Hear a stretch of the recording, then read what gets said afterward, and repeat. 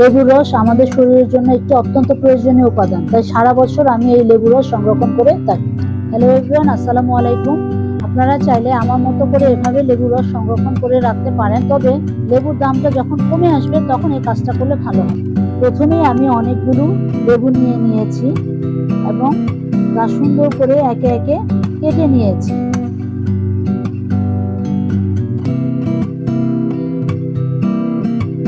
তারপর কাটা লেবুগুলো থেকে একটি পাত্রে রসগুলো নিয়ে নিচ্ছি এবং রসগুলো নেওয়ার পর তা আরেকটি পাত্রে ছেঁকে নিতে হবে। এভাবে সবগুলো রস ছেঁকে নেওয়ার পর তা আইস বক্সে ঢেলে প্রিজার্ভ করে নেব। ঘন্টা 4 পর আইস বক্স থেকে আইস কিউবগুলো বের করে তা একটি পাত্রে সংরক্ষণ করে নেব। আর এভাবে আমি লেবুর রস সংরক্ষণ করে থাকি। আপনাদের যদি আমার এই সংরক্ষণ পদ্ধতিটি ভালো লেগে থাকে তাহলে লাইক, কমেন্ট ও শেয়ার করবেন এবং নতুন নতুন রেসিপি পেতে সাবস্ক্রাইব করবেন। ধন্যবাদ।